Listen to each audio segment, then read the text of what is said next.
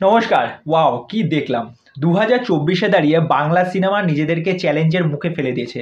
তারা দেখিয়ে দিতে চাইছে বাংলাও এরকম কনটেন্ট আসতে পারে। পারিয়া টিজার যেটা কিছুক্ষণ আগে ড্রপ আউট হয়, বিক্রম চ্যাটার্জিকে একটা অন্য অবতারে দেখা যাচ্ছে। এরকম বিক্রম চ্যাটার্জিকে আমরা কোনোদিন দেখিনি, কেউ দেখেনি। আর এরকম কনটেন্ট বাংলা সিনেমায় আজ অব্দিও কেউ দেখেছে বলে আমার মনে হয় না। তা বিক্রম চ্যাটার্জিকে এখানে কেমন লাগছে?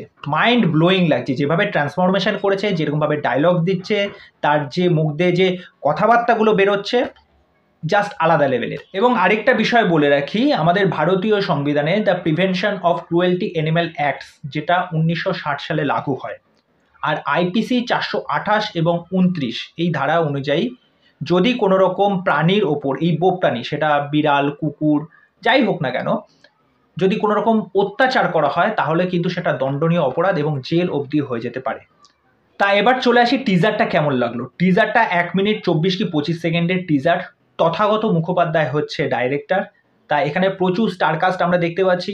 বিক্রম চ্যাটার্জি, অঙ্গনা রয়, তারপরে অম্বরীশকে দেখতে পাচ্ছি, শ্রীলেখা মিত্র অনেকদিন বাদে আসছে।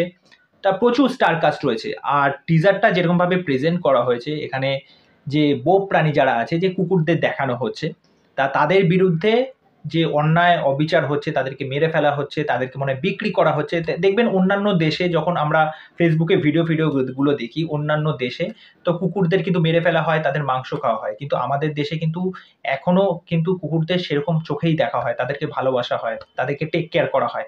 কিছু কিছু জায়গায় ভিডিও আমরা দেখতে পারি যে কুকুরদের ওপর নানারকমভাবে অত্যাচার করা হচ্ছে, সেরকম বিড়ালের ওপরে অত্যাচার করা হচ্ছে। আমরাও কিন্তু সেই সব বিরুদ্ধে কিন্তু তাদের বিরুদ্ধে প্রোটেস্ট করি, এবং তারাও যখন এই সমস্ত কর্মকাণ্ড করে তাদেরও কিন্তু জেল হয়ে থাকে। এটা কিন্তু মাথায় রাখবেন। তা এখানে যেরকমভাবে বিক্রম চ্যাটার্জিকে যেভাবে লাগছে, সেই যে লেভেলের অ্যাকশন হতে চলেছে, এটা একটা আলাদা। আমার এই টিজারটা দেখে আমার দুর্দান্ত লেগেছে। এরকম একটা কাজ যদি বাংলায় আসতে পারে, মানুষ কিন্তু হলমুখী হবে। আর কি বলবো, এটা আলাদাই। এবার ট্রেলারে দেখা যাবে ট্রেলারে আর কি কি গল্প হতে চলেছে।